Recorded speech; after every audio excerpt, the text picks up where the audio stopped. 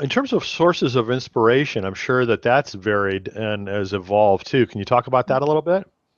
I think that the most profound thinkers and writers, the first people I was really influenced by were folks who wrote American religious history.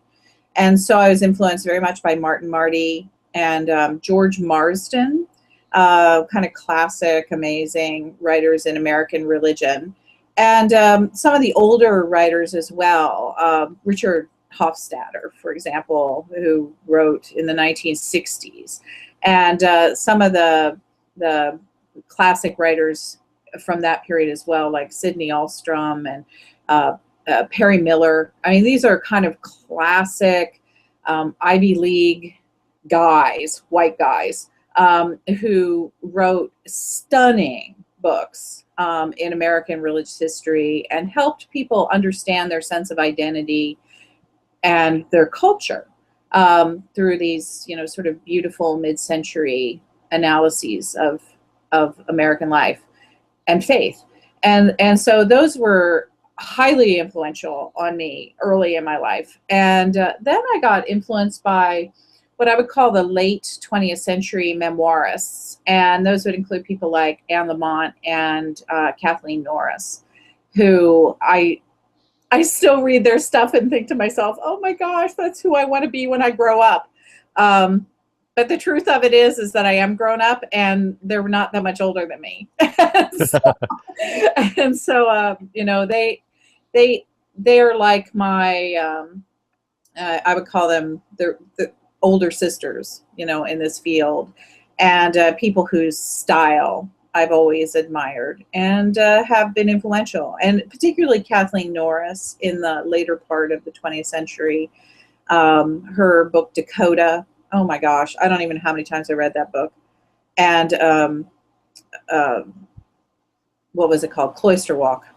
Just a remarkable book. It stands up so beautifully, even now, it's almost 20 years later. And so those women influenced me. And I think that that's really kind of what I've always seen myself doing, is sort of taking that 20th century sort of style of historical analysis that I think is important and beautiful and valuable, that mostly was practiced by university men and intellectuals, taking that and connecting that to the power of personal narrative and the beautiful writing that comes out of people like Norris and Anne Lamott and Annie Dillard. And I would say now Wendell Berry is very influential on my work.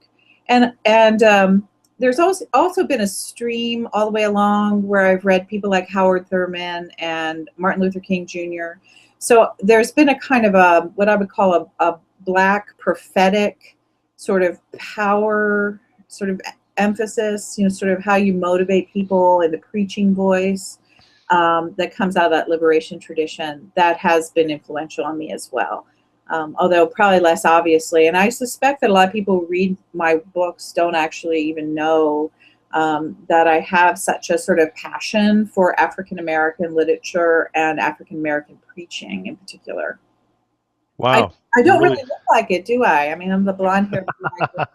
Well, you're really well read, that's for sure. Well, you see all those books back there. That's just the beginning. I can imagine. Well, when you have a doctorate, you have to be. I mean, that's the deal, and that's an important part of who I am. Where those 4 years I spent at Duke studying American religion, and I can remember one time. David Steinmetz, the great late David Steinmetz, was one of my professors, and I went into his office and I said, Professor Steinmetz, what's going to be on the exam? And for post-Reformation, history. And he looked at me and he said,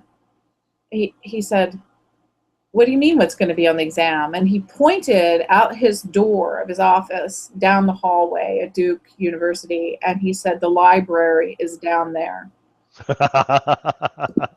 And that was my study guide for the Reformation history exam. that Oh I my. walked it. It was like, Wow. I was utterly terrified. It's like you don't have a book list, you know, there's no study guide. He literally pointed down the hallway and said, that's where the library is.